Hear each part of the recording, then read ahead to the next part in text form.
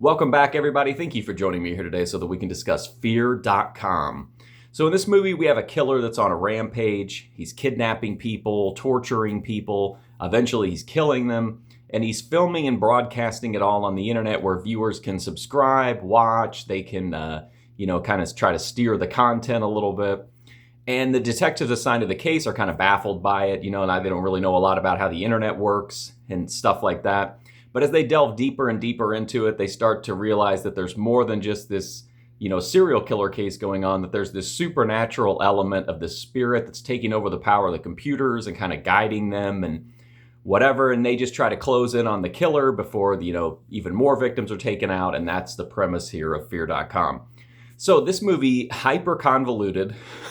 I love the movies that are about like early internet. And this is definitely one of them. I don't really have any idea what's going on in a lot of this movie. The way the internet works in this is really strange. I don't know. It doesn't look like any internet that I'm familiar with, and I'm old. So like I was on the internet toward the beginning of like the World Wide Web and stuff like that. Like I really don't get how the internet, the way that they have it set up in the movie works. The ghost like in the machine thing is okay, but like there's literally the movie Ghost in the Machine. There's some creepy stuff in here from time to time, and I do like the aesthetic. I like the rundown, dank, depressing, dark visuals. It just feels like water's leaking everywhere in this movie. It just has that kind of a like gross vibe to it. So I do like that. I like the visuals. I like the aesthetic. I like the cast, Stephen Dorff and Natasha McElhone. It's an okay movie, or it's an okay cast, but the story is just, it's kind of bunk. It's not really engaging. It's confusing. It's convoluted. And even if you just look at it at like face value, it's just not an entertaining or engaging story, or at least it wasn't to me. There's not really interesting kills. There's not really any interesting like horror elements. It's not particularly scary because you don't really know what's going on. You have this like cheesy internet stuff happening.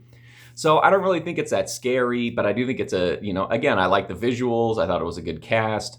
This one just really fell flat for me. I just think it's kind of a junk story that drags down the entire, project. But so in the end, I've got to give Fear.com a thumbs down. Like I said, I do think there are positives here. I just wish that there was more focus on those positives instead of this ludicrous storyline. Oh, but you also, check this out though. You have Stephen Ray as the bad guy, which is really cool. I thought that kind of added something to it, but he's underused, but still at least he's here. Anyway, that's my review for Fear.com. If you want to check out more, you can go right here on YouTube to my movie review playlist. But until then, thanks for watching this one, and hopefully I'll see you soon.